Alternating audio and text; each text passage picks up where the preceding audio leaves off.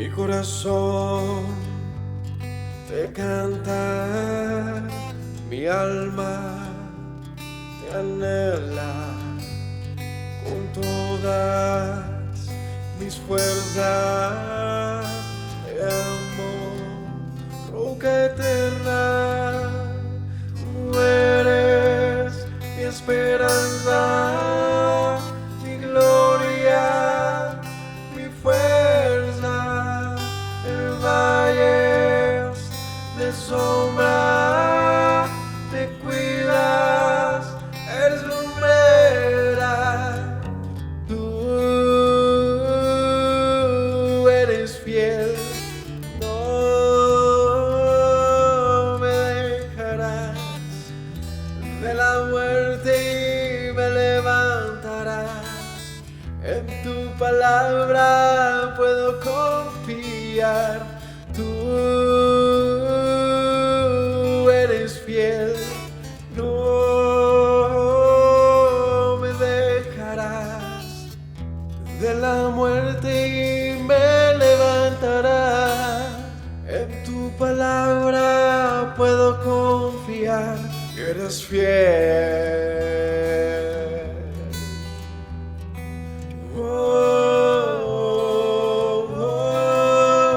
Mi corazón te canta, mi alma te anhela con todas mis fuerzas. Te amo, roca eterna, tú eres mi esperanza, mi gloria, mi fuerza. En valles de sombra te cuidas, eres lumbrera. Tú eres fiel, no me dejarás. De la muerte y me levantarás. En tu palabra puedo confiar. Tú eres fiel, no me dejarás. De la muerte y me levantarás. En tu palabra puedo confiar. Eres fiel, eres fiel. Tú eres fiel, no me dejarás. De la muerte y me levantarás. En tu palabra puedo confiar. Tú eres fiel, no.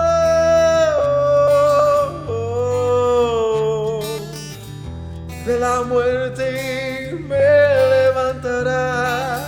En tu palabra puedo confiar. Tú no.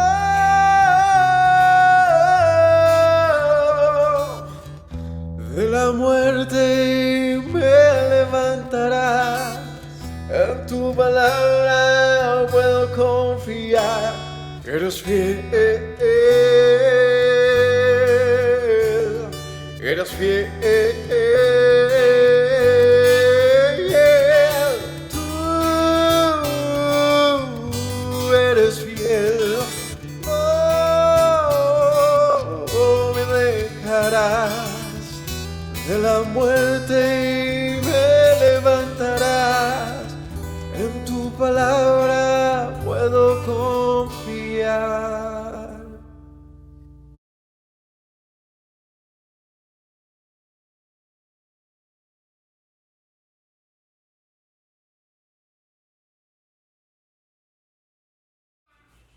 Shalom para todos, que el Señor los bendiga. Buenas tardes y bienvenidos a una nueva enseñanza del libro de Apocalipsis. Estamos entrando al capítulo 4 y es Es realmente, digamos que emocionante seguir aprendiendo este libro porque es muy complicado, es muy curioso en tantas cosas y por supuesto tiene un mensaje que tenemos que esforzarnos por descubrir, por entender y le rogamos al Señor que nos enseñe, que nos revele. Así que hoy veremos una visión que tiene Juan, el apóstol, diferente a la que ya había tenido hasta este capítulo, los capítulos del 1 al 3, tiene una visión acerca de un mensaje para unos mensajes a las iglesias, a unas iglesias en particular, o a diferentes, digamos,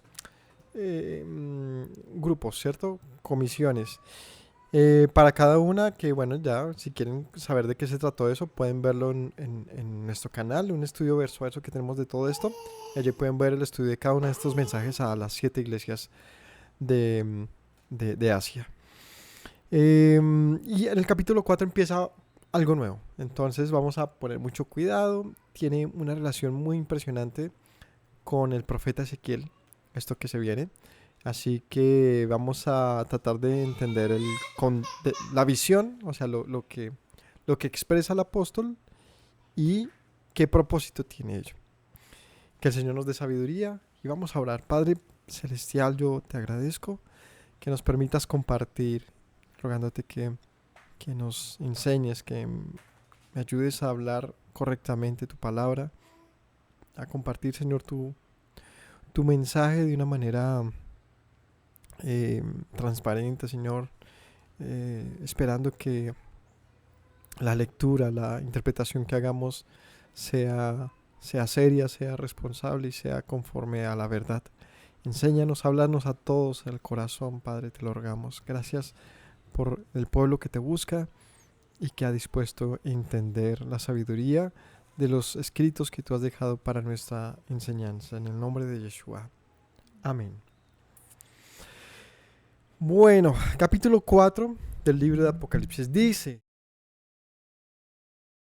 miré, y he aquí una puerta abierta en el cielo. Y la primera voz que oí, como de trompeta, hablando conmigo, dijo: sube acá, y yo te mostraré las cosas que sucederán después de estas. Como mencioné, esta es una nueva etapa donde los pasajes anteriores se describen de la siguiente manera. Dice así cuando arranca esta visión, dice: yo estaba en el Espíritu, dice en el capítulo 1, versículo 10. Dice: yo estaba en el Espíritu en el día del Señor y oí detrás de mí una gran voz como de trompeta que decía: yo soy el Alfa y el Omega, el principio y último. Escribe en un libro lo que ves, envíalo a las 7 iglesias que están en Asia: Éfeso, Esmirna, Pérgamo, Tiatira, Sardis, Filadelfia y la Odisea. Me volví para ver la voz que hablaba conmigo y vuelto vi 7 candeleros de oro.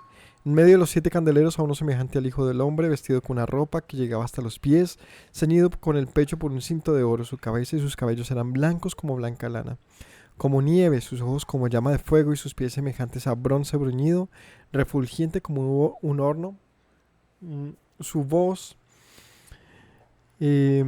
como estruendo de muchas aguas. Tenía en su diestra 7 estrellas, en su boca salía de su boca salía una espada aguda de 2 filos, y su rostro era como el sol cuando resplandece con su fuerza. Cuando le vi, caí como muerto a sus pies, y puso su diestra sobre mí, diciendo: no temas, soy el primero y último, el que vivo y estuve muerto, y aquí que vivo por los siglos de los siglos. Amén. Tengo las llaves de la muerte y del Hades. Escribe las cosas que has visto, las que son y han de ser después de esta. Y esa es bueno, terminamos ahí. Y decía, escribe las cosas que has visto, las que son y las que han de ser después de estas.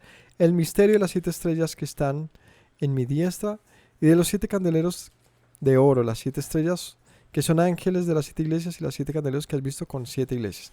Y aquí se escribe al ángel. Es decir, si vemos esta primera visión, él estaba en su lugar. ¿Dónde estaba este apóstol? Muy probablemente, aunque aquí no se especifican muchas cosas, pero es muy probable que él estaba en la isla de Patmos, ¿no?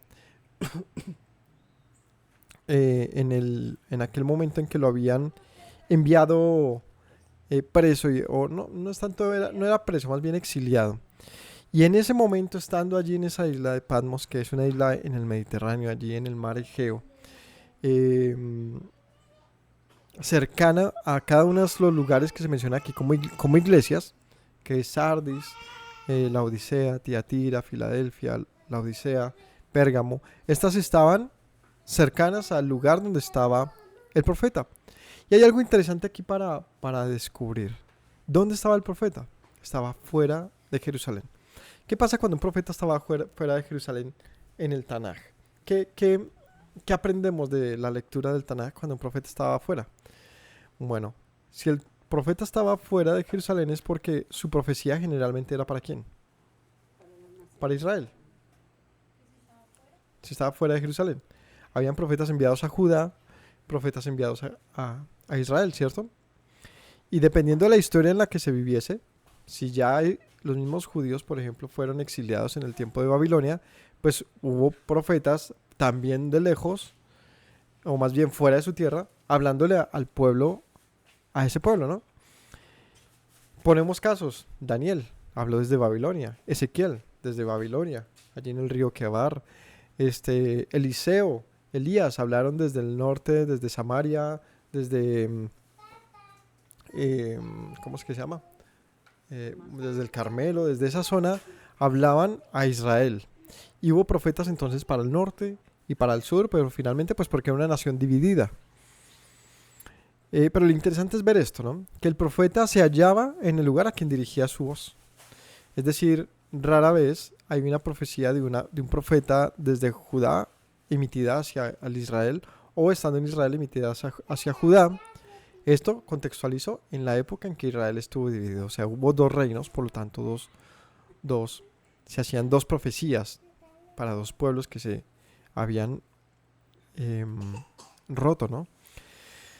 Pero para el tiempo de Apocalipsis, pues la historia ha cambiado muchísimo, muchísimo. De estos dos pueblos que se habían roto, solo queda uno identificable, que se le llama el pueblo judío, y el otro estaba más disperso que nunca entre las naciones, al punto que los apóstoles, tiempo antes de toda esta lectura de Apocalipsis, cuando el maestro estaba, le preguntaban: Señor, ¿restaurarás al reino de Israel? ¿Se acuerdan de eso?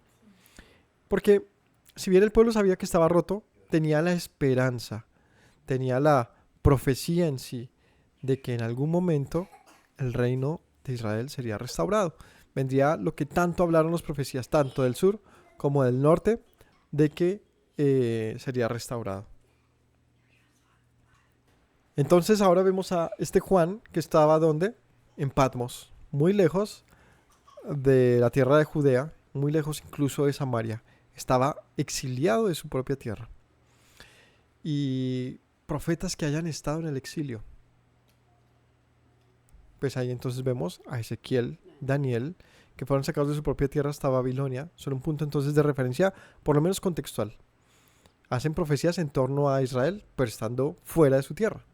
No solamente ellos, sino también la nación. Y para ahí podríamos colocar incluso a Jonás, pero su profecía fue para otros pueblos incluso. ¿José? ¿Oseas? ¿Quién? ¿José?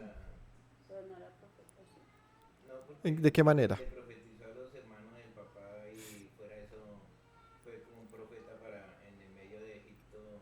Bueno, sí. Sí, sí, sí. Sí, o sea, hay muchos que mi papá menciona que si de pronto José estando como mano derecha del faraón en el Egipto donde estaba las palabras de él, no solamente de él, sino del mismo Israel, en ese contexto, ¿no? ¿Dónde muere Israel? En Egipto. Israel muere en Egipto. Jacob. Jacob muere en Egipto y sus palabras, las que da a las 12 tribus como profecía, las hace fuera de la tierra prometida. Sí, está bueno ese paralelo también. El caso al que voy es que también lo estaba Juan. Por lo tanto, es un punto que va a tener en común con lo que vamos a leer ahora. Ahora, él estando en ese lugar, dice que él estando allí, estaba en el Espíritu en el día del Señor y oí detrás de mí una gran voz como de trompeta. Él estaba en un momento de oración seguramente, en algún momento de búsqueda del Altísimo, estaba buscando al Señor. Y el Señor viene a él y se le manifiesta a sus espaldas y le da una visión allí, así como de sopetón, que al punto que él cae como muerto. O sea, él que dice, ¿qué está pasando acá? Así arranca la visión de Juan. Y le da una palabra para enviársela a las iglesias o a las ciudades cercanas, que representan cosas que ya, como les mencioné, pueden verlas en el estudio que llevamos. Aquí en el capítulo 4 viene otro momento. Dice, después de esto, después de que el Señor le da el mensaje para las iglesias, de las 7 iglesias, dice, mire, y aquí una puerta abierta en el cielo. Entonces la visión continuó. Yo me imagino que estaba allí viendo a Yeshua, quien dice que él, con su mensaje en sus manos, le decía que debía escribir, ¿cierto? Yo me imagino a Juan, no sé, eventualmente escribiendo de una vez o escribiéndolo posteriormente, pero dice el Señor le dijo todo el tiempo, escribe estas palabras. De más que se le dio rollo y lápiz y tenía que empezar a hacerlo. Quizás fue incluso algo dictado, no lo sabemos, porque el Señor le dijo, escríbelo, o sea, lo usó como un escriba para comunicar un mensaje de una manera certera. Tenemos que poner mucho cuidado de esto, porque la visión de Juan no es del todo equivalente a un sueño. ¿Qué pasa cuando tenemos un sueño? Cuando tenemos un sueño, todo es indistinguible, es difícil de comunicar, es impreciso, está ligado también a lo que quizás recordemos, y esa falta de verdad hace que sea muy difícil pues entender los sueños, ¿no? Pero la visión de Juan fue una visión en el sentido de que estando despierto vio algo, experimentó algo, que no fue una literalidad como un hecho que pasara en la tierra, sino como algo que ve, pero que tiene toda la conciencia de administrarlo, de incluso de guardarlo, donde Yeshua le dice escríbelo. Entonces no sé qué tipo de, por decirlo de alguna manera, trance haya entrado Juan, pero tuvo la capacidad de organizar esas ideas y de escribirlas. Lo que hace que su mensaje entonces sea fiel, porque lo que le dice el Señor es escribe estas cosas que han de suceder. Es decir, Juan no podía agregar ni restar a ello. Y eso es algo importante en lo que veremos. Ahora dice que después de que el Señor le da un mensaje para 7 iglesias, él voltea y mira y ve una puerta abierta en el cielo. O sea, viene una nueva, o más bien la visión continúa y pasa a otro momento. La primera voz que oí como de trompeta hablando conmigo dijo, sube acá. O sea, el Señor Yeshua le dice, él volvió a escuchar esa voz, pero ahora como desde arriba. Y con ese mismo poder de trompeta le dice, sube acá. Yo te mostraré las cosas que sucederán después de estas. Y al instante yo estaba en el espíritu y aquí un trono establecido en el cielo y en el trono uno sentado. Y ahora él ve de una manera, bueno, entonces su visión él dice en el espíritu, pues él dice en el espíritu, lo que significa que fue fuera de sí. Y dice, yo fui traspuesto hasta allá.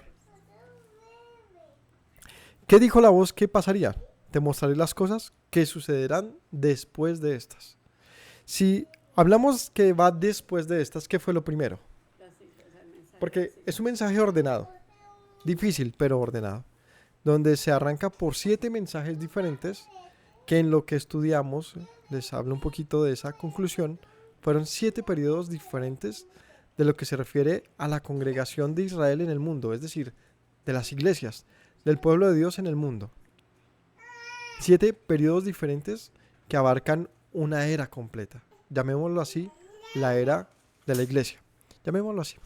La era de la iglesia, para darle unas cualidades y unas características identificables. No la era previa al Mesías, que también es la iglesia, también es Israel, sino que esta profecía va después del Mesías. O sea, es algo que habla de lo que vendría, ¿cierto? Desde la época de los apóstoles, lo por venir. Y dice, cuando pase todo esto, estos diferentes estados o momentos que tendría esa comunidad de creyentes en Yeshua y practicantes de la verdad, con todos sus aciertos y con todos sus errores, y con todas las instrucciones del Señor para que identifiquen esos errores y sean corregidos, y con todos los juicios dichos, dice, después de eso sucederá esto. Si hablamos de que son periodos que pudieron ser estudiados hasta este presente, esto que se lee aquí, podríamos pensar de alguna manera, por lo menos así de una manera aventurada, rápida, podríamos decir que es algo posterior. Y posterior al presente de hoy diríamos algo que todo el mundo siempre lo pinta así, final de los tiempos. Porque si ya para la época del Mesías se esperaba el final de los tiempos, cuanto más ahora que han pasado hemos visto trascender todas las formas del mensaje a las iglesias. Diríamos, estamos listos para lo que se viene. Entendemos, creemos, asimilamos que lo que se refiere a partir del capítulo 4 puede que tenga mucho que ver, no necesariamente con el futuro inmediato, pero sí con esta era. Es decir, puede que ya sea algo que esté pasando, algo que haya pasado, que esté por pasar, pero que no es antiguo, es algo de esta época, ¿no? Algo reciente. ¿Y qué es lo que va a pasar después del mensaje de las iglesias? Dice, al instante yo estaba en el espíritu y aquí un trono establecido en el cielo y en el trono uno sentado. En la visión de él va y ve un trono en el celestial y él ve a uno sentado en el trono. El aspecto del que estaba sentado era semejante a piedra de jaspe, de cornalina. Había alrededor del trono un arco iris semejante a un aspecto, en aspecto a la esmeralda, y alrededor del trono había 24 tronos, y vi sentados en los tronos a 24 ancianos vestidos de ropas blancas, con coronas de oro en sus cabezas. Y del trono salían relámpagos y truenos y voces, y delante del trono ardían 7 lámparas de fuego, las cuales son los 7 espíritus de Dios. Y en esta visión ya empieza a ponerse bien extraño todo. En nuestro estereotipo de lo que pensamos acerca de Dios, acerca del reino de los cielos, ya bajo un simbolismo general que tenemos de esto, uno asimila que el Señor está ¿dónde? En el cielo. No es raro. O sea, eso es realmente más allá de la literalidad de eso, es algo que nosotros tenemos aquí en nuestro imaginario. De ¿dónde está el Señor? En los cielos. ¿Cómo es su reino celestial? Podemos imaginarlo así, como un trono lleno de nubes. Quizás es la visión más común de lo que pudiera ser el reino de Dios, ¿cierto? Sin embargo, y a pesar de que eso está aquí escrito en diferentes pasajes, hace parte de la misma visión. Y nos resulta común imaginarlo así. Pero empiezan a pasar cosas muy raras. Y que valdría también hacer una pregunta de por qué eso ya no nos resulta común, ¿cierto? Quizás porque simplemente tenemos unas ideas muy comunes, muy culturales también, de lo que desconocemos. Pero eso no significa que podamos atribuirle una realidad literal. En ese punto vamos a establecer lo siguiente. Lo que está viendo el apóstol es una visión. Significa esto que todos los elementos descritos en la visión tienen un carácter retórico. Es decir, se utilizan de una manera literaria, figurativa, para expresar conceptos y cosas difíciles, escondidas, enigmas y dignas de interpretación. No se expresó como una literalidad, como un padre sienta a su hijo en las piernas y le dice, ven y te cuento. No fue así. Fue lleno de, como si llegara un físico muy poderoso y viene y se coge un tablero y empieza a escribir unas fórmulas. Una que no entiendo nada. Así el Señor hizo con Juan. Puso unas fórmulas que dice, bueno, resuélvelas. Y lo hace muy complejo. En esta visión vamos a ver cada uno de estos elementos y a tratar de leerlos. Es decir, de analizar qué representa, qué significa. Y gracias al Altísimo tenemos un punto de referencia para leerlos que se encuentra en el libro de Ezequiel. Por ahora vamos a leerlos y a hacer un pequeño desglose de lo que está viendo. Voy a tratar de expresarlo en mis palabras para que tratemos de entender la idea. Dice que él vio en el cielo un trono establecido y uno sentado allí. Y ese que vio y todo lo que vio era lleno de lo más valioso, ¿no? Cuando aquí empieza a hablar y su rostro era como de jaspe y cornalina, tenía un arco iris y era semejante a la esmeralda, y etcétera, empieza a hablar de un gran lujo, de una gran potencia, de un gran esplendor, de una gran hermosura imposible quizás de imitar en la tierra, en el sentido de lo que vio es exuberante, es exagerado y tiene esa intención, y es manifestar lo que podríamos llamar entonces la gloria de Dios. Juan está narrando lo que para él fue en una visión ver la gloria de Dios. Fue como la vio, y fue algo que uno se queda corto de palabras. Él dice, no sé ni qué estaba viendo, pero era como todo lo más precioso que podemos reunir aquí en la tierra, lo tenía allí en un solo momento. Vi todo lo que tenía de valor. Esto nos puede recordar varios momentos, nos puede recordar al sumo sacerdote con sus piedras preciosas, nos puede recordar el trono de zafiro que vio Moisés cuando estaba en el Sinaí, y de hecho tiene una gran relación con esto. Cuando él mira hacia arriba y y oye la voz de trompeta y le dice sube, nos puede recordar a Moisés cuando el Señor le dice sube y te mostraré. ¿Y qué le mostró? El tabernáculo, le mostró la ley, le mostró mil cosas, ¿no? Y dice el Señor que en ese pasaje de Éxodo o de Deuteronomio le dice Moisés, déjame ver tu gloria. El Señor lo llevó y lo metió en una peña y le mostró su espalda. Dice, ahí le pasó lo mismo a Moisés que aquí a Juan. Quedó loco, cayó de rodillas y no podía creer lo que estaba viendo. Un trono de zafiro. Y la misma, es una visión de la majestad del Altísimo. Es una experiencia independientemente de qué es exactamente lo que están viendo. Es una literalidad, es algo figurativo. ¿Cómo es el reino del Señor?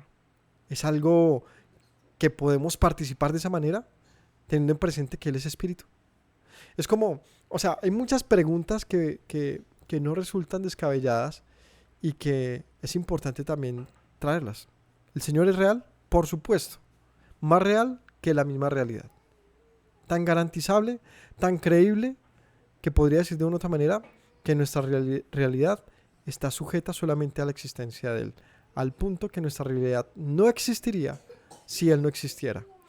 Y tanto así que nuestra realidad puede ser incluso falsa y Él real.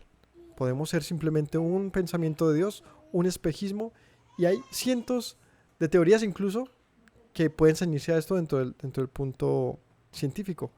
Muy curioso todo eso. Y es el concepto de la virtualidad. ¿Qué es realidad? Y cuando pensamos en eso, ¿y quién es el creador entonces? Si el Señor hace toda la creación, la materia posterior a Él, ¿de qué está hecho Él? ¿No? El universo y todo lo que conocemos como materia, espacio y tiempo fue hecho posterior a Él, porque procede de Él. Es más, eso es originado por Él. El Señor es materia, el Señor es tiempo, es espacio. Quizás no tengan nada que ver con todo eso, porque no depende de ello, sino que todo depende de Él. Y viéndolo desde esa óptica, es inaccesible, por definición. Está en todo lugar, lo presenta todo, está en todo, pero nadie puede acceder plenamente a Él. Es imposible. Que entonces los profetas y los apóstoles vean esto significaría entonces que es una parábola de lo imposible. Es un punto de vista, ¿no? Es un comentario lo que estoy diciendo. Podría ser simplemente cómo tú expresas la magnificencia de lo eterno. No hay forma, porque por definición es eterno. No se puede. Entonces, ¿qué se puede hacer? Una representación. Y la representación no procede de Juan, procede del mismo Señor. ¿Y qué le muestra? Las cosas que parecen imposibles, que parecen sin sentido, que parecen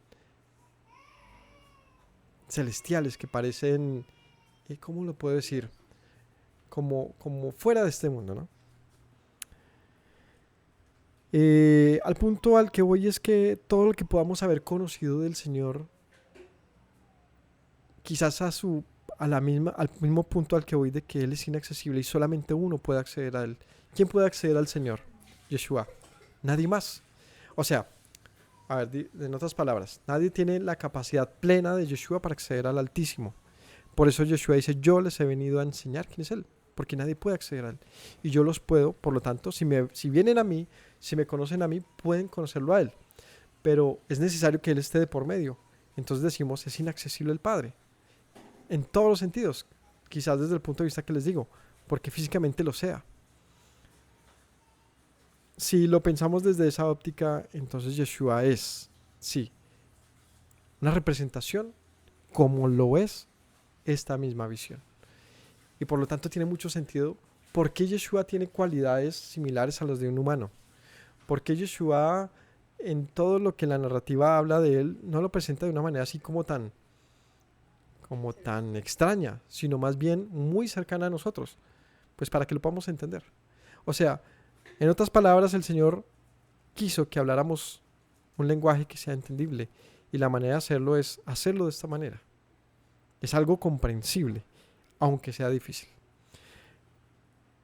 Cierro ese paréntesis de lo que entiendo a este punto, y es que en la visión del apóstol está accediendo a un conocimiento que está encriptado y que es menester de todos nosotros mediante el Espíritu del Señor descubrirlo, ¿cierto?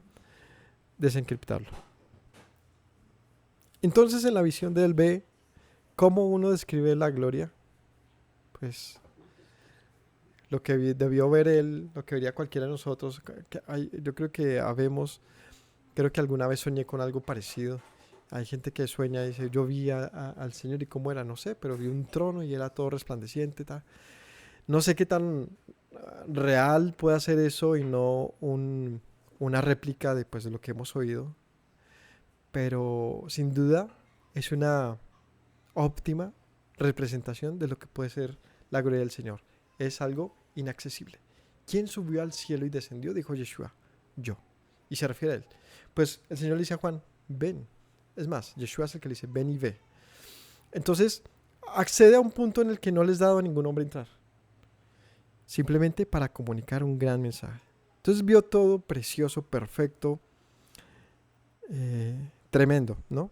Y dice que vio alrededor del trono, había un trono entonces en la mitad, y ve 24 sillas y tronos, 24 tronos. Sentados allí 24 ancianos vestidos de ropas blancas con coronas de oro en sus cabezas. Y aquí viene la primera pregunta. ¿Qué pueden ser estos 24 ancianos sentados en el trono de la gloria del Señor, alrededor de él, ¿no? Como si fuesen sus consejeros, como si fuesen sus cogobernantes, como si ¿qué significan? Dicen que tenían coronas. La corona de oro, ¿qué representa? Dos cosas representan las coronas. Representan, en el sentido más literal, representan, uno, un galardón. Segundo, autoridad. Es dada, por lo tanto, a los reyes, a los príncipes y a los líderes. Las coronas representan que se les ha concedido autoridad, por lo tanto es un galardón. No lo merecen en sí, sino se les concedió, se les da. ¿Quiénes pueden ser estos 24 ancianos? El número 24, y aquí empezamos, bueno, no aquí, en el libro de Apocalipsis está lleno de numerología, en el buen sentido de la palabra. Es decir, tiene una impresionante utilización de números para describir un conocimiento simbólico. Las 7 lámparas, los 7 ojos, las 7 coronas. Luego empieza a hablar de el número 12, el número 24, el número 1144, y empieza a utilizar diferentes cantidades, pero que son constantes. Lo que significa que las cantidades no son literales, sino son representativas. En otras palabras, ellas quieren comunicar un mensaje particular que se puede descubrir, ¿no? ¿Qué son 24? El número 24 a lo largo de la Biblia, para poder entender los números bíblicos, es necesario ver cómo ellos juegan a lo largo de la Biblia, ¿no? Cómo se repiten, cómo aparecen en una y otra ocasión. El número 7 es el más común. Aparece por todo lado desde el inicio de la escritura, 7 días de la creación, el día de reposo. El 7 es un número, por tanto, con una representación maravillosa a lo largo de la Biblia, de los tiempos, de la perfección, de la plenitud, de muchas cosas. Pero empiezan a aparecer otros números. Y estos números más bien están muy ligados también a los astros, como lo dice la escritura, ¿no? Los astros les serán por señal de tiempos, de estaciones y de años. El siguiente número que representa tiempos a nivel astronómico, ¿cuál es? El 12. Son 12 lunas al año. Son 12 lunas al año. El año tiene 12 meses, tiene 12 lunas, 12 lunas nuevas. Es un número que se encuentra, por tanto, en lo que se llamaría la geometría sagrada o la geometría natural que está en la naturaleza. Lo encontramos, el 7 sí es diferente porque no lo encontramos naturalmente, sino en la Biblia nomás. Como un sello de Dios, yo lo dije, por eso lo van a preservar eternamente. Pero el resto dijo, observen, el 12 lo encontramos principalmente 12 meses del año, un ciclo anual que tiene unos 365 días y que se puede cortar en 12 segmentos visibles en 12 lunas. Allí sería la primera lógica de donde aparece el número 12. Enseguida lo encontramos en otro punto. ¿Y cuál es? Israel. ¿Cierto? 12 tribus, un pueblo marcado por el número 12 en todo lado. 12 segmentos, la tierra prometida dividida en 12 partes, ¿cierto? Es un número hexagesimal, es decir, está dentro de un orden numérico que no es de 10 números, sino es de 6. Es decir, por ejemplo, algunas mencioné esto, los relojes no son de 10 horas, son de 12 horas. Ese método hexagesimal, es decir, de múltiplos de 6, es antiguo y se utilizaba. No recuerdo la razón por qué se dejó de utilizar. Creo que simplemente se estandarizó a 10, pero el 12 era muy común para utilizar cálculos de tiempos concluidos. El 12 en las tribus de Israel también representa entonces ¿qué?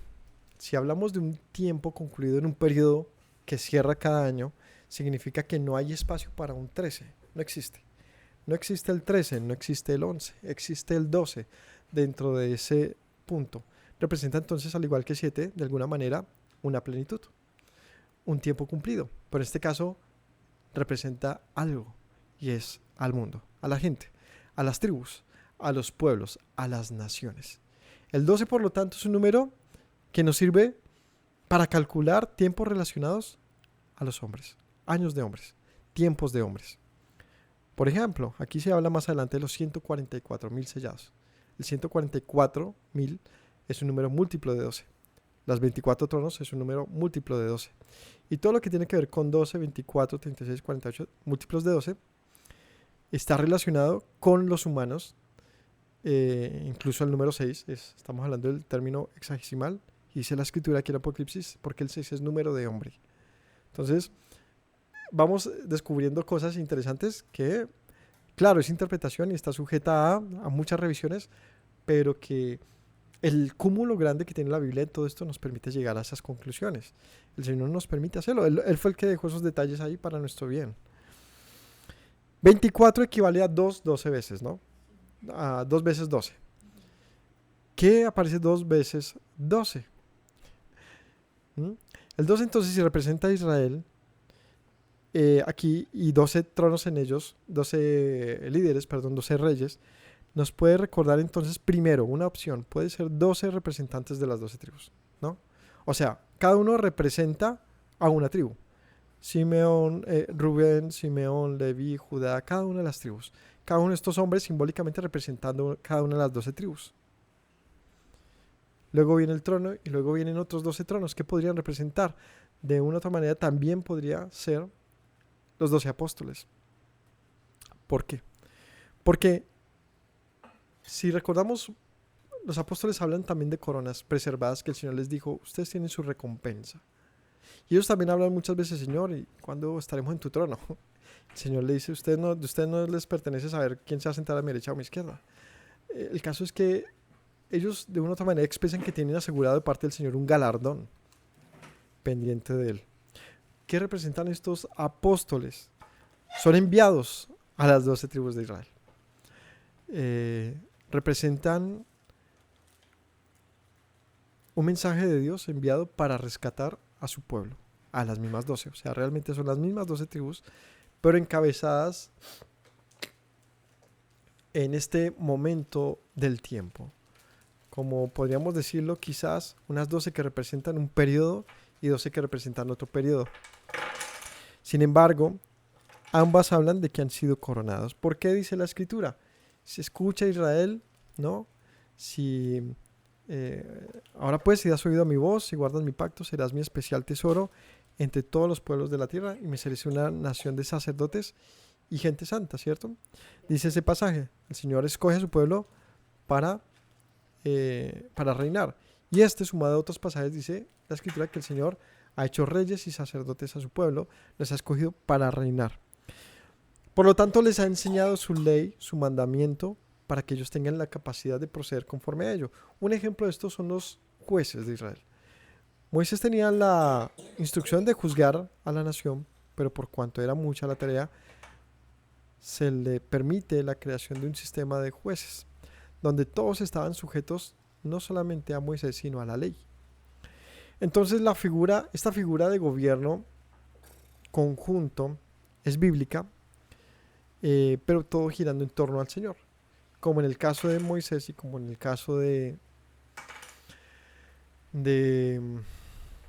profeta Samuel, funcionando de esa manera con jueces, y el pueblo renuncia a ello y el Señor dice a Samuel, no te preocupes, no te han rechazado a ti, sino a mí.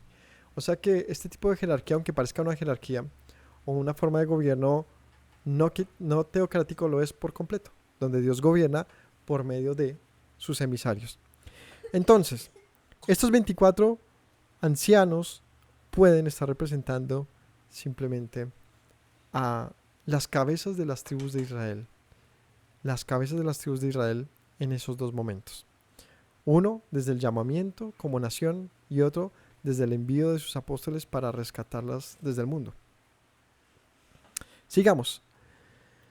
Vestidas de ropas blancas con coronas de oro en sus cabezas, lo que significa que ya han sido santificadas, que ya han sido justificados y que han sido galardonadas delante del Señor. Dice que salían del trono relámpagos y truenos, voces, y delante del trono ardían 7 lámparas de fuego, las cuales son los 7 espíritus del Señor. Entonces allí, luego este momento nos recuerda otra vez al Sinaí, ¿no? Truenos, voces, relámpagos, trompetas, un momento sumamente épico. Y delante del trono ardían 7 lámparas de fuego. Y otra vez viene la figura de 7. La figura del 7, ¿qué representa? Si el 6 representa al hombre, ¿qué representa el 7? Representa al Señor y su plenitud. Como ya desde la descripción del capítulo 1 se habla del maestro de Yeshua con el 7 por todo lado, ¿no? En sus manos, las 7 diademas, las 7 estrellas, los 7 candeleros. Aquí viene nuevamente, dice, y otra vez está la menorá, este símbolo que está a lo largo de la escritura, que representa el árbol de la vida. Está allí. Dice aquí, estos son los 7 espíritus del Señor.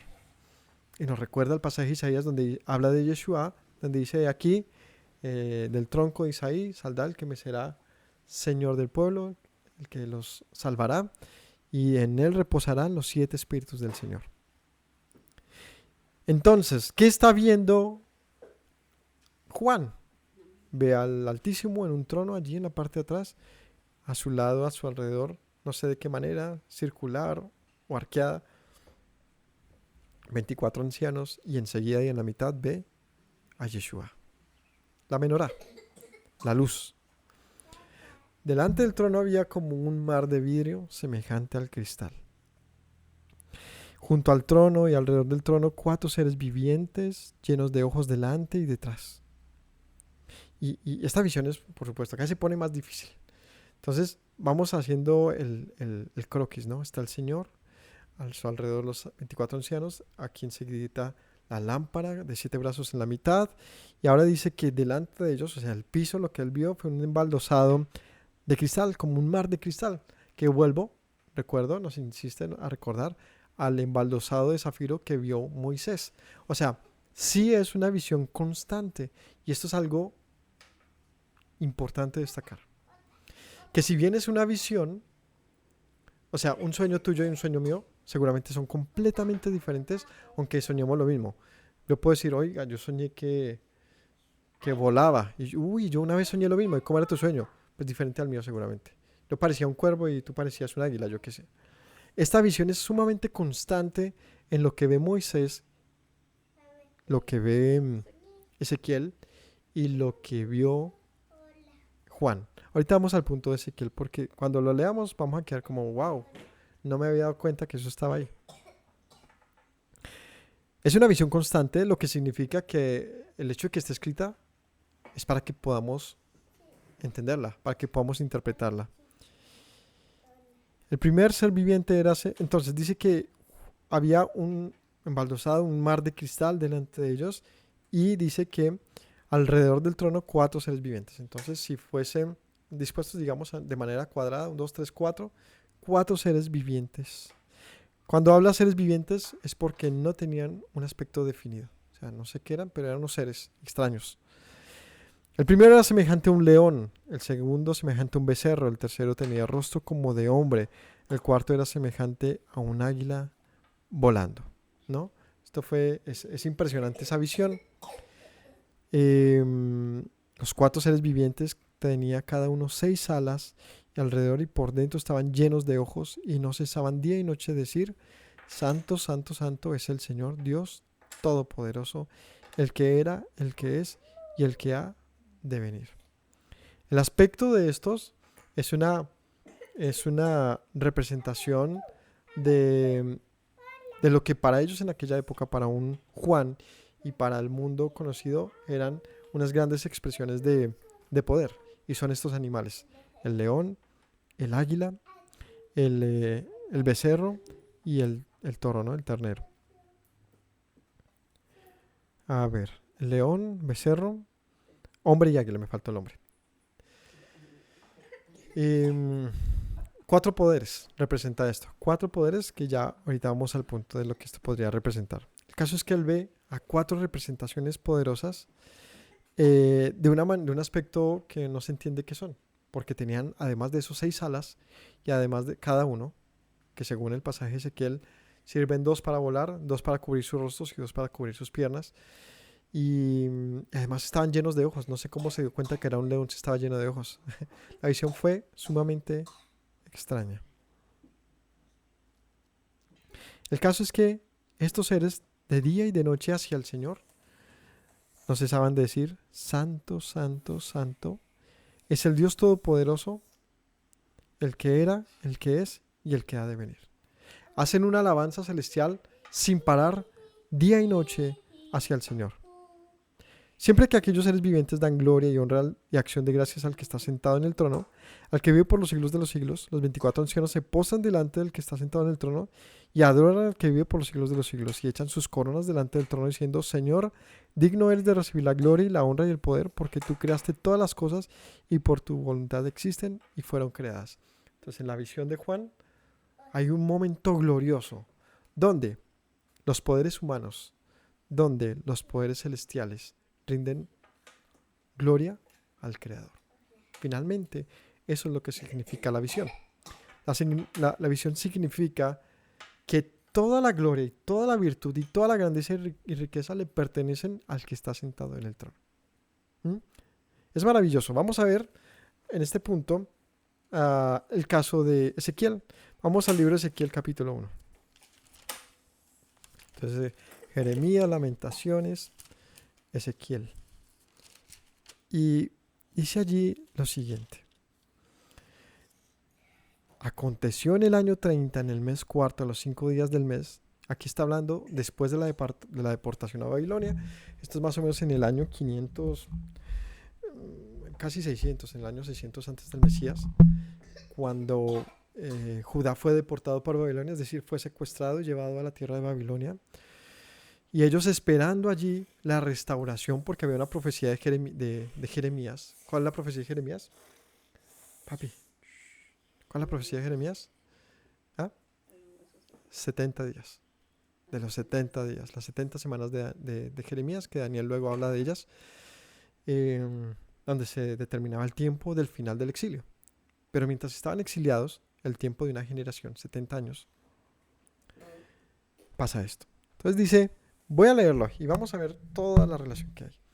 Estando yo en medio de los cautivos, junto al río Quebar, los cielos se abrieron y vi visiones de Dios. O sea, le pasa lo de Juan. En medio del exilio, ahí es donde les dije conectemos, empecemos a conectar puntos. Exiliado también. En el capítulo 1, versículo 2.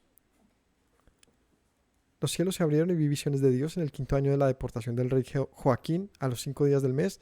Vino palabra de Yahweh al sacerdote Ezequiel, hijo de Buzi, en la tierra de los caldeos junto al río Quebar.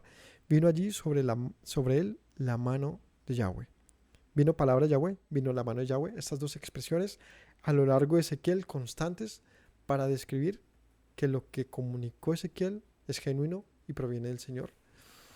Miré y aquí venía del norte un viento tempestuoso, una gran nube con fuego envolvente, alrededor de él un resplandor y en medio del fuego algo que parecía como bronce refulgente. En medio de ella la figura de 4 seres vivientes. Y ya empezamos a recordar la visión de Juan. 4 seres vivientes. Esta era su apariencia. Había en ellos semejanza de hombre, cada uno tenía 4 caras y 4 alas. Los pies de ellos eran derechos y la planta de sus pies como planta de pie de becerro. Centelleaban a manera de bronce muy bruñido. Debajo de sus alas a sus 4 lados, tenían manos de hombres y sus caras y sus alas por los 4 lados con alas se juntaban el uno al otro. No se volvían cuando andaban, sino que cada uno caminaba derecho hacia adelante. El aspecto de sus caras era cara de hombre, cara de león al lado derecho de los 4, cara de buey a la izquierda de los 4, asimismo había en los 4 cara de águila. Así eran sus caras, y tenían sus alas extendidas por encima, cada uno con 2, las cuales se juntaban, las otras 2 cubrían sus cuerpos, y cada uno caminaba derecho hacia adelante, hacia donde el Espíritu les movía que anduviesen. Andaban, y cuando andaban, no se volvían. Cuanto a la semejanza de los seres vivientes, su aspecto era como de carbones de fuego encendidos, como visión de hachones encendidos, que andaban entre los seres vivientes. Fuego resplandecía, del fuego salían relámpagos, los seres vivientes corrían y volvían a semejanza de relámpagos. Entonces la visión de Ezequiel es semejante, ¿no? Él está en su momento junto con todos los exiliados y ¡pum!, ve todo esto. ¿Qué vio? Los seres vivientes mencionados en Apocalipsis, que tienen una diferencia particular. Y es que cada uno de los seres vivientes era una de las caras. En el caso de Ezequiel, cada uno tenía las 4 caras, las mismas: león, hombre, águila y buey. En el caso de Juan, cada uno es una cara. Uno es el hombre, el otro es el buey, el otro es el león y el otro es el águila. Es lo mismo. Es decir, representan ambos un mismo escenario. Y es lo que les digo. Hay una constancia en las visiones, en lo que se ve, lo que significa es que se puede interpretar esos conectores que son un patrón. Cada uno tenía alas que se tocaban entre ellas y con otras volaban. Y en lo particular de esta visión, ellos eran como un solo ser.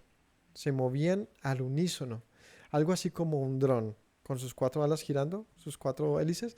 Algo así se veía esta figura. Se movían adelante y atrás. De hecho, ahorita viene algo incluso más loco, que son unos aros giratorios, que en serio que pueden representar de alguna manera, hoy en día nos pueden hacer sentir familiarizados con su aspecto. Es este movimiento unísono.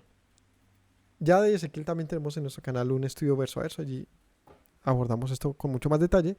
El caso es que Ezequiel ve la misma visión. Esos seres vivientes que rendían adoración perpetua al Altísimo y que decían santo, santo, santo, y ante los cuales los hombres, 24 ancianos, tiraban sus coronas y decían: tú eres digno, el creador del universo, por quien existe todo, estaban aquí. Y en este caso habían descendido, dice, como un viento tempestuoso del norte, lo que refiere, cuando la escritura menciona esto, un viento tempestuoso del norte, ¿qué nos recuerda? Juicio. Juicio. Representa el juicio de donde venía, pues el juicio. ¿Cuál juicio? Pues el que estaba pasando para Judá. ¿Cuál norte? Babilonia. Babilonia, como un gran poder del norte, había sido enviado como juicio sobre los judíos. Y de estos venían pues estos 4 querubines con todo su potencia en lo que veía él. Dice aquí que eran resplandecientes. Mientras yo miraba a los seres, aquí que una rueda sobre la tierra junto a los seres vivientes a los 4 lados. El aspecto de la rueda y su obra era semejante al color de crisólito. Las 4 tenían una misma semejanza. Su apariencia y obra eran como rueda en medio. ¿Han visto un giroscopio? Hay una rueda y dentro tiene otra rueda. Y esta va girando y la otra va girando al tiempo. Eso es lo que él está viendo, un giroscopio. Y rueda dentro de rueda. Cuando andaban se movían a sus 4 costados, no se volvían. Tienen 4 caras, no necesitaban girarla. Giraban según la cara que corresponde al movimiento. Sus aros eran altos y espantosos, llenos de ojos alrededor en los cuatro, y cuando los seres vivientes andaban, las ruedas andaban junto con ellos. Cuando los seres vivientes se levantaban de la tierra, las ruedas se levantaban. Tenía la capacidad de esta visión de elevarse y moverse, digamos, en un movimiento vectorial, es decir, recto, ¿sí? Y constante, ¿no? Por eso digo, nos puede parecer recordar a un dron, ese movimiento que él vio. Es así. Ordenado. Cuando los seres vivientes se volteaban de la tierra, las ruedas se levantaban hacia donde el espíritu les movía que anduviesen, andaban hacia donde el espíritu les movía que el espíritu que anduviesen, las ruedas también se levantaban tras ellos, porque el espíritu de los seres vivientes estaba en las ruedas. Cuando ellos andaban, andaban ellas, y cuando ellos se paraban, se paraban ellas. Asimismo, cuando se levantaban de la tierra, las ruedas se levantaban tras ellos, porque el espíritu de los seres vivientes estaba en las ruedas. Sobre las cabezas de los seres aparecía una expansión a manera de cristal maravilloso, cuando extendido encima sobre sus cabezas, y debajo de la expansión las alas de ellos estaban derechas, extendiéndose de la una a la otra. Cada uno tenía 2 alas que cubrían su cuerpo. Esto nos recuerda otra escena. ¿Qué seres tocaban sus 2 alas para cubrir? Los querubines en el arca del pacto, ¿cierto? 2 alas que se tocan punta a punta con el siguiente querubín. En medio de ellos estaban estos aros que contenían el espíritu del Señor que les movía hacia donde debían moverse. Lo que está diciendo es el motor, la fuente de energía, de vida de esos seres estaba en esos aros que se movían allí. Nos puede recordar a un motor, literalmente también en un sentido, aros moviéndose. Está viendo un mecanismo. Algo así muy, muy, muy difícil de describir para él, pues en esa época no existían mecanismos pues complejos. No existían, eso era... Lo que él vio es completamente original, porque en su expresión, como él dice, y mientras yo vi, y su intención de expresar tal cual lo que vio nos deja saber que es genuina su visión. Oí el sonido de sus alas cuando andaban, como de muchas aguas, como la voz del Omnipotente, como ruido de muchedumbre, como el ruido de un ejército. Cuando se paraban, bajaban sus alas. Cuando se paraban, bajaban sus alas. Se oía una voz de arriba de la expansión que había sobre sus cabezas. Y sobre la expansión que había sobre sus cabezas veía la figura de un trono que parecía de piedra de zafiro. Sobre la figura del trono había una semejanza que parecía de hombre sentado sobre él, y vi la apariencia de bronce refulgente como apariencia de fuego dentro de ella, en derredor. Desde el aspecto de sus lomos para arriba, de sus lomos para abajo, vi que parecía como fuego y que tenía resplandor alrededor, como parecer de arcoíris que estaba en las nubes al día que llueve. Así era el parecer del resplandor alrededor. Esta fue la visión de la semejanza de la gloria de Yahweh. Cuando yo la vi, me posté sobre mi rostro y oí la voz de uno que hablaba. Ahí vemos a Juan, o sea, es que es una escena muy parecida. Habló de la gloria del Eterno muy similar, un arco iris, el zafiro, el cristal, los 4 seres. O sea, están viendo, Juan tuvo la oportunidad de repetir una visión única que en el libro de Ezequiel es un libro maravilloso, que comunica un mensaje a Israel y a Judá en el exilio.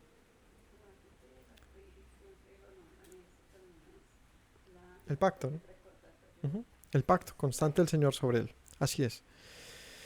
Y luego dice que sobre él hubo una voz que le hablaba. Y vamos a este punto también. Me dijo: hijo de hombre, ponte sobre tus pies y hablaré contigo. El que me habló,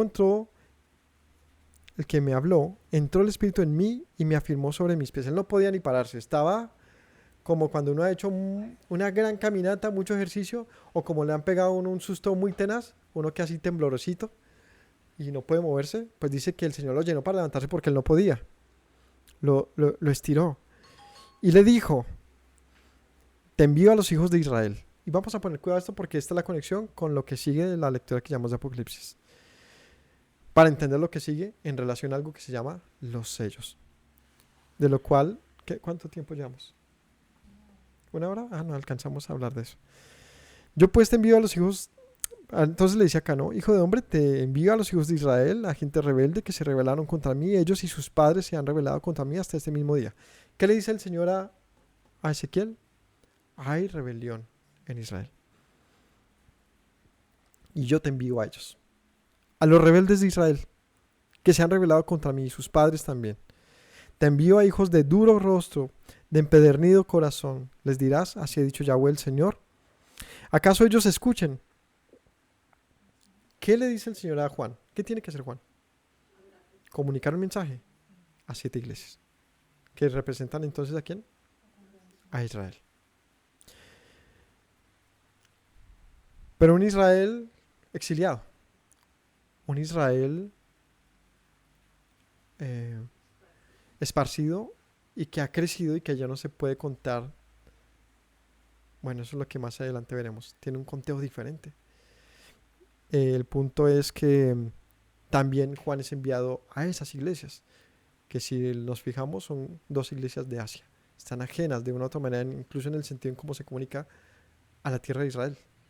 Porque de hecho Israel para esa época ya había sido arrasada por Nerón, por todos estos poderosos romanos que destruyeron con un gran poder la tierra.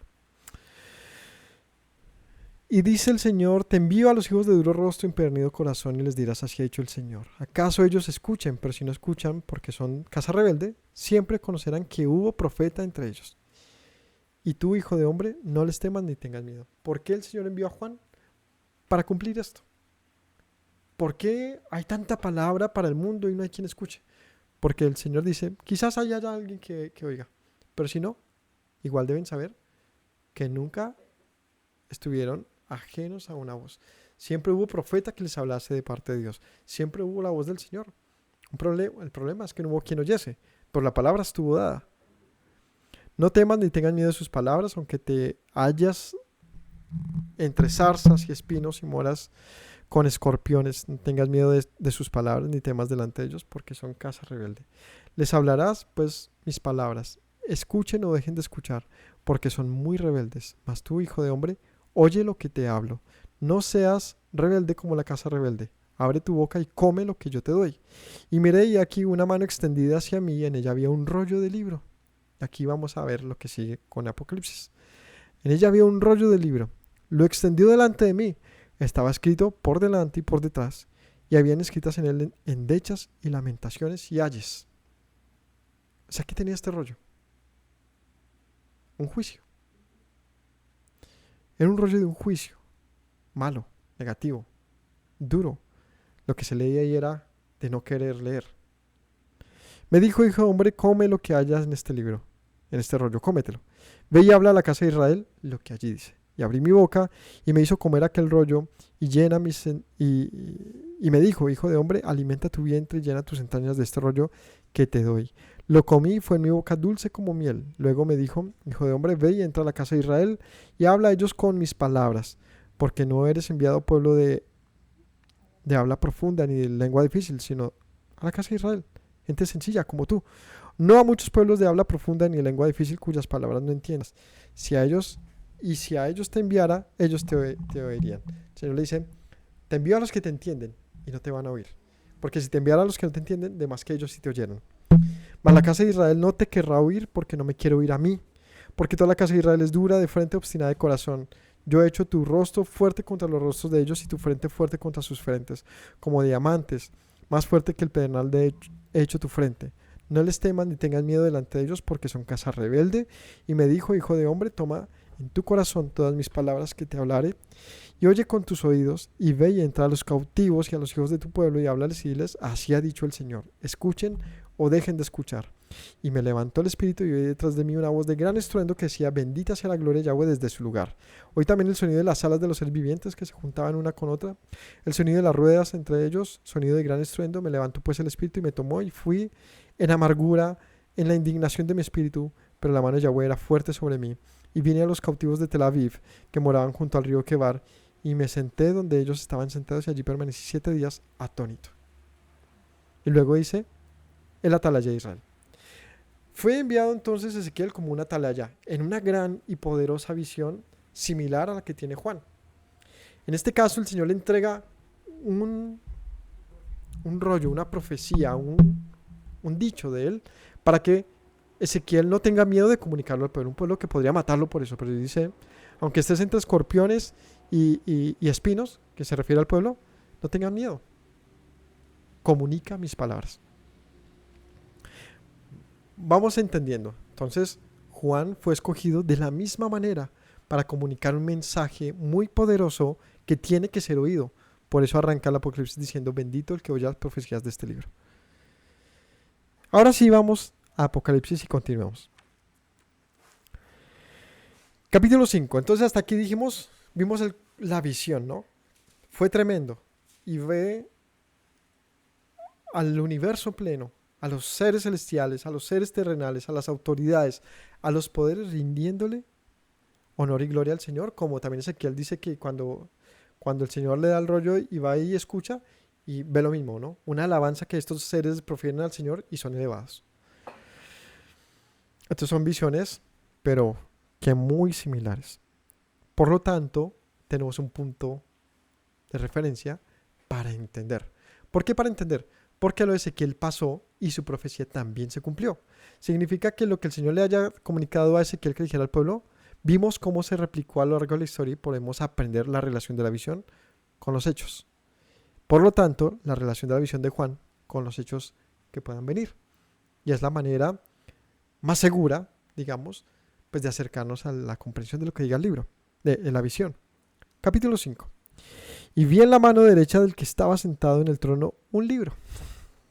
Les digo que es muy parecido. Tenía un libro en su mano derecha, igual que Ezequiel vio, y de la mano derecha le entregó un rollo. ¿Escrito por dónde? Por dentro y por fuera, por ambos lados. Sellado con 7 sellos. La diferencia del primer rollo y de este rollo es que este estaba sellado. El rollo de Ezequiel no estaba sellado. Ezequiel tenía que comerlo. En otras palabras, estaría... Dime. Sí, él tenía el deber de comunicarlo inmediatamente. Este rollo no. No está, digámoslo así, mantiene su secreto en esta lectura, ¿no? Hasta dónde vamos. No es claro. Y tiene que tener un proceso de apertura. Una apertura que Juan tiene que dar a conocer. Ahora, estaba sellado. ¿Qué puede contener? ¿Qué contenido puede tener este rollo? Un juicio. Si lo cotejamos con lo anterior, era un juicio de endechas y de ayes. Pues aquí vendría en el capítulo 6 lo que se llaman los sellos. Y estos sellos son tenaces y son juicios, ¿no? Los sellos. Cada uno, cuando se abría, desataba una calamidad peor. Vi a un ángel, entonces dice que le entregó un rollo escrito por dentro y por fuera con un juicio. Y vi a un ángel fuerte que pregonaba a gran voz. Estaba sellado con 7 sellos. Estos sellos nos pueden, para que lo dimensionemos en cómo se ve esto, es quizás como el sello de un rey, que es un sello que se pone con cera y en él tiene impreso la firma, digamos, de quien lo sella, de tal manera que nadie lo puede abrir. Estas cartas, digamos, selladas, se enviaban a otros reinos y una vez roto el sello, se sabía que se había leído. Estaba prohibido. Solamente, ¿cómo se sabía que estaba intacto el mensaje? Porque el sello estaba intacto. Entonces, ese sello de mensaje es muy inteligente la manera de sellar esas cartas. Nos deja ver que solamente el que es digno de abrir el sello puede abrirlo. Es decir, si yo enviase una carta a un presidente, y pues en esta época seguramente que lo tienen que revisar 1000 personas, pero para esa época solamente él podría abrirlo, porque es digno de abrir ese sello, o no sé, cómo más compartir es lo que eso significa, pero lo que está diciendo es que no cualquiera puede abrir esa carta, no cualquiera puede leer eso, sino aquel que sea digno de primero abrir los sellos. O sea, está confinada a que primero sea abierto los sellos por aquel que es digno de abrir los sellos. Vi un ángel fuerte que pregonaba a gran voz: ¿quién es digno de abrir el libro y desatar los sellos? Y ninguno, ni en el cielo, ni en la tierra, ni debajo de la tierra, podía abrir el libro, ni aún mirarlo. O sea, era como un objeto sagrado, poderoso, de un gran misterio. ¿Quién puede siquiera verlo? No hay nadie digno ni siquiera de mirarlo. Nadie en el cielo ni en la tierra podía abrir el libro ni mirarlo. Y lloraba yo mucho, dice Juan, yo lloraba porque no se había encontrado ninguno digno de abrir el libro ni de leerlo, ni de mirarlo. Y es curioso que él se ponga a llorar por eso. Quizás estaba conmocionado de lo que eso significa. O sea, me traes a ver algo que yo no puedo ver. No sé qué es la raíz de esta sensación de él. Que obvio, todo lo que está pasando es tan exótico, tan profundo que entiendo que era un mar de emociones lo que estaba pasando allí. Pero él se puso a llorar de decir, ¿cómo así que nadie puede abrir los sellos? Uno de los ancianos me dijo, no llores. Y aquí que el león de la tribu de Jehudá, la raíz de David, ha vencido para abrir el libro y desatar sus 7 sellos. Entonces dice, no llores, que sí hay alguien digno, ¿no? Esto es como una novela, una escena, ¿no? Van pasando cosas y dice, de momento no encuentro quién desate los sellos. Y dice, sí, hay uno que es digno de desatar los sellos. El hijo de la tribu de Judá, el hijo de David. Es una referencia directa a quién? A Yeshua, pero ¿desde qué punto de vista? Del rey. Estamos hablando de un libro de rey, con sellos de rey, y un rey digno de desatar los sellos. ¿Quién sería? Uno del linaje de la tribu de David, como fue prometido, a tus descendientes, a tu descendiente, uno que vendrá de tus lomos. Él gobernará, Él será Señor, Él será digno.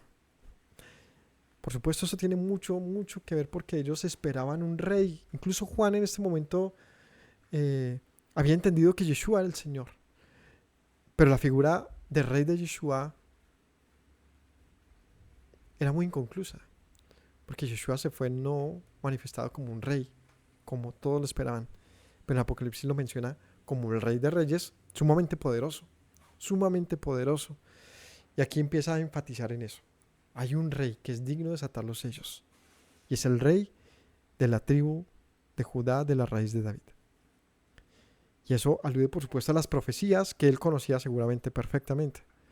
Y miré y vi que en medio del trono de los 4 seres vivientes, en medio de los ancianos, estaba en pie un cordero como inmolado. Entonces me imagino ese juego de cámaras, ¿no? Le está comunicando eso y voltea y mira y ve allí, en primer plano, una figura muy simbólica. Estaba en pie un cordero como inmolado. ¿Qué es un cordero inmolado? Muerto, sacrificado, quizás degollado. No sé cómo se vería, pero lo vio como un cordero que había pasado por un sacrificio. Tenía 7 cuernos y es una visión otra vez. O sea que Yeshua, es que muchos insisten en darle una literalidad a esto, entonces diríamos que Yeshua realmente es un cordero con 7 cuernos y ojos por todos lados y degollado. No, por supuesto que todo eso es una cuestión que tiene que ser interpretada. Esto es un libro, o sea, estamos leyendo. El otro día pensaba en eso, ¿no? La escritura. Nosotros tenemos un medio de comunicación, los números.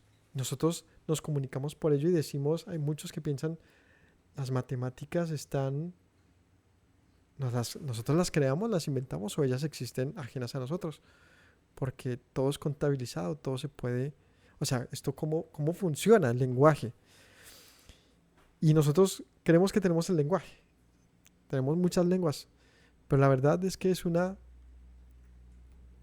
diminuta forma de comunicar. Hay millones de formas de comunicar y la manera que el Señor escoge para comunicar es una visión, donde cada uno de los aspectos que pasan allí es prácticamente como un libro escrito. O sea, es interesante cuando lo analizas desde esa óptica. Es otro lenguaje.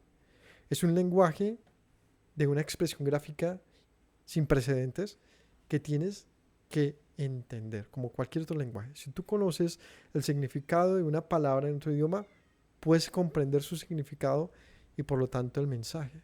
Si no la entiendes, por más de que la oigas 1000 veces, jamás conocerás el mensaje. Entonces es interesante, porque si queremos entender este lenguaje de esta visión, si queremos comprender el mensaje de esta visión, tenemos que entender el lenguaje de la visión.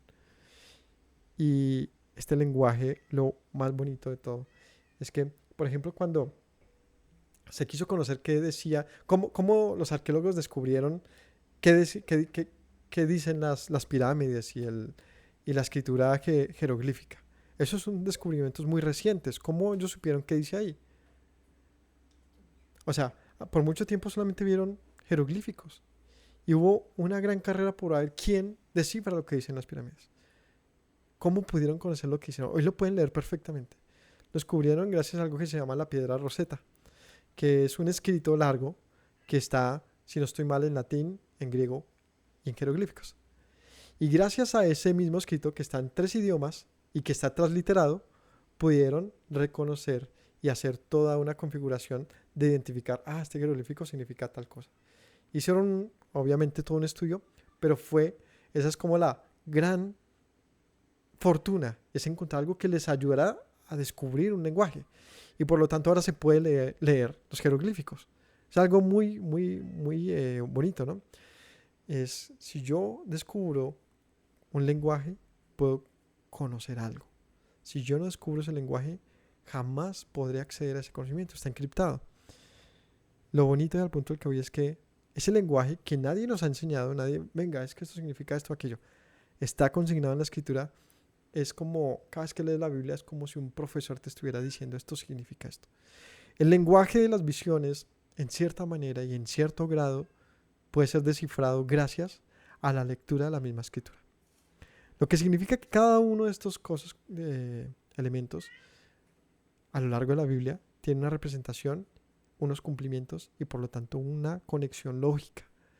Y esa conexión lógica nos ayuda a entender las visiones, como ya hablé de los ancianos, del número 12, de tantas cosas, pues así seguimos. Aquí habla de un cordero inmolado. ¿Dónde se utilizaba el cordero inmolado? En los sacrificios ceremoniales delante del Señor para el perdón. Más puntualmente, para la Pascua. Nos puede recordar también al becerro, al cordero que estaba atrancado en la zarza mientras Abraham iba a sacrificar a su hijo y fue provisto por Dios para reemplazarlo. O sea, todo tienen, vea, acá, y se conecta y empezamos a hacerlo de la piedra Rosetta. A conectar cosas por la revelación del Señor, porque es que eso es lo que Él nos ha dejado para nuestro aprendizaje. Entonces dice que vio un cordero como inmolado con que tenía 7 cuernos y 7 ojos, los cuales son los 7 espíritus de Dios enviados por toda la tierra. Aquí menciona nuevamente los 7 espíritus que fueron mencionados antes en el candelabro, en la menorá. En la mitad dice, la tenía. Son sus 7 cuernos. Los 7 espíritus de Dios que representan la plenitud de Dios. O sea, la menorá tiene la plenitud de Dios, este cordero tiene la plenitud de Dios en él. Vino y tomó el libro de la mano derecha del que estaba sentado en el trono. Cuando hubo tomado, el cordero fue y tomó de la mano derecha el rollo. Cuando hubo tomado el libro, los 4 seres vivientes y los 24 ancianos se postraron delante del cordero. Todos tenían arpas, copas de oro llenas de incienso, que son las oraciones de los santos. Cantaban un nuevo cántico diciendo, digno eres de tomar el libro y de abrir sus sellos, porque tú fuiste inmolado y con tu sangre nos has redimido para Dios, de todo linaje, lengua, pueblo y nación. Esto es maravilloso. Nos has hecho para nuestro Dios reyes y sacerdotes y reinaremos sobre la tierra. Esta visión es impresionante. Los 24 ancianos y los seres vivientes, todo autoridad, todo dominio, reconoció a Yeshua, quien fue inmolado como un cordero en lugar de aquel que debía morir. Toda esta figura de redención se ve en una sola visión. El Cordero de Dios que quita el pecado del mundo. El Cordero del pacto. La sangre del nuevo pacto. Yeshua muerto en una cruz para rescatar lo que se había perdido. Todo está aquí en un mismo instante. Y la autoridad de desatar los sellos se le concedió, pues él tuvo en él la capacidad de redimir. El Redentor dice aquí, digno eres, pues con tu sangre nos has redimido para Dios. De todo linaje, pueblo, lengua y nación, y nos has hecho reyes y sacerdotes y reinaremos sobre la tierra. O sea, estos dicen, aquí está, aquel que es digno de desatar los sellos es aquel que pudo redimir al mundo. Recordemos que estos ancianos representan a la humanidad, a un pueblo, a una humanidad redimida más bien. Y que por lo tanto en su redención puede estar delante del Señor para reinar junto con Él, como mencionamos hace un momento. Miré y oí la voz de muchos ángeles alrededor del trono, de los seres vivientes, de los ancianos, y su número era millones de millones, que decían a gran voz: el cordero que fue inmolado es digno de tomar el poder, la riqueza, la sabiduría, la fortaleza, la honra, gloria y alabanza, y a todo lo creado que está en el cielo y sobre la tierra y debajo de la tierra y en el mar y todas las cosas que en ellos hay. Oí decir al que está sentado en el trono y al cordero sea alabanza, gloria, poder por los siglos de los siglos. Los cuatro seres vivientes decían amén, y los 24 ancianos se postraron sobre sus rostros y adoraron al que vive por los siglos de los siglos.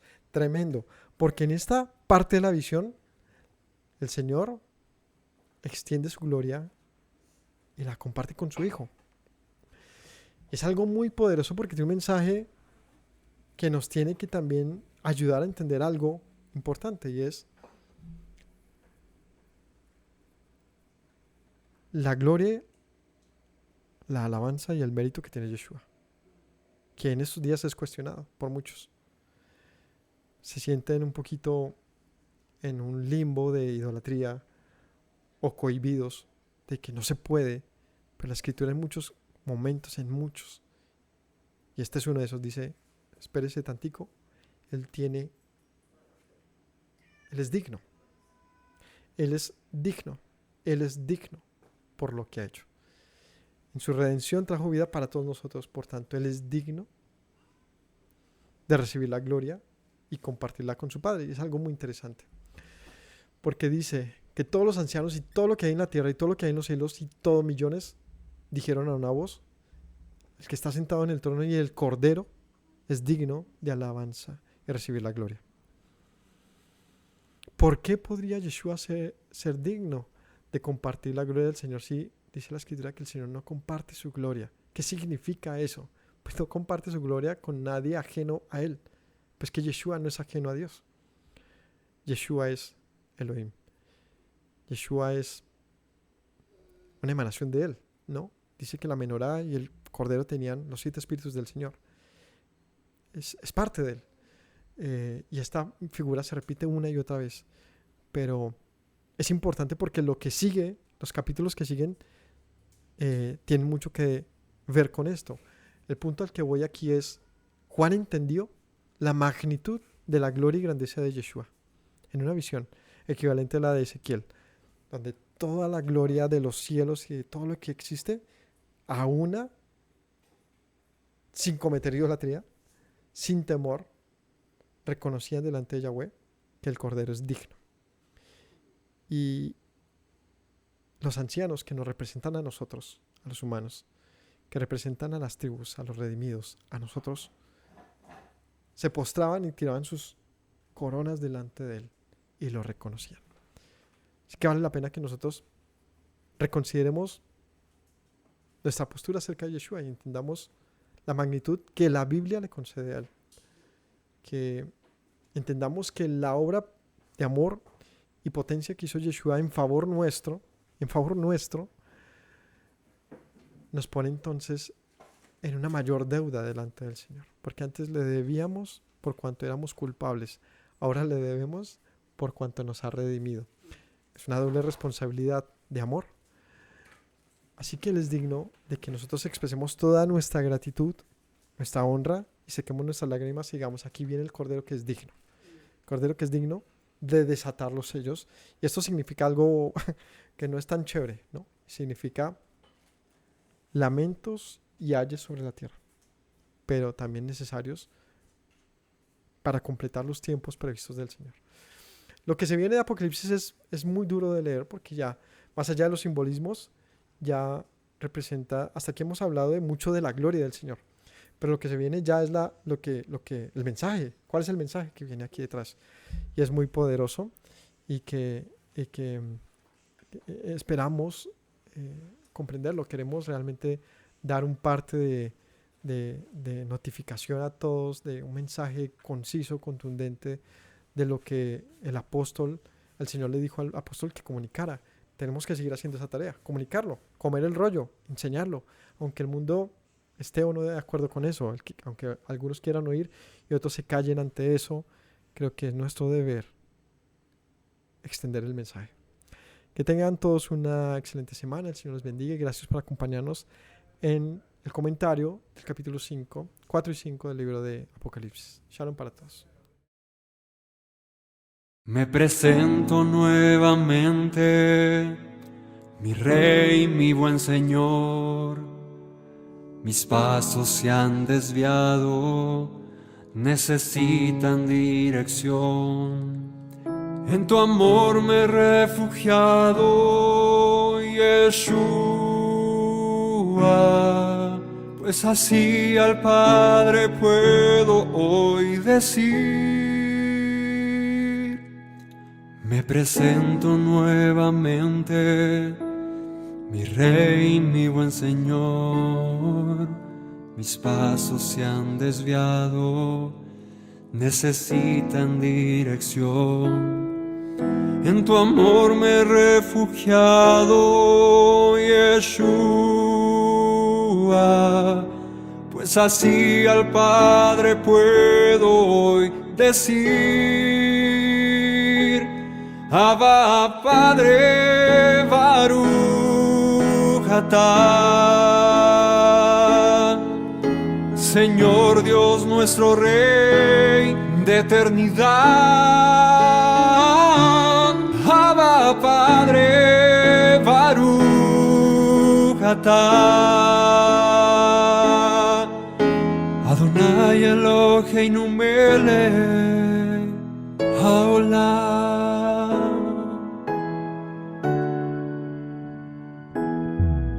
Me presento nuevamente, mi Rey, mi buen Señor. Mis pasos se han desviado, necesitan dirección. En tu amor me he refugiado, Yeshua, pues así al Padre puedo hoy decir. Me presento nuevamente, mi Rey, mi buen Señor. Mis pasos se han desviado, necesitan dirección. En tu amor me he refugiado, Yeshua, pues así al Padre puedo hoy decir. Abba, Padre, Baruch atah, Señor Dios nuestro Rey de eternidad. Abba, Padre, Baruch atah, Adonai Eloheinu melech haolam. Diste tu Hijo con devoción, sacrificio de amor, hasta la muerte el seguirlo para darme salvación. Al tercer día resucitó, a la muerte él venció. Luego al cielo ascendió, volverá, lo prometió. Abba, Padre, Baruch atah, Señor Dios nuestro Rey de eternidad. Abba, Padre, Baruch atah, Adonai Eloheinu melech haolam. Abba, Padre, Baruch atah, Señor Dios nuestro Rey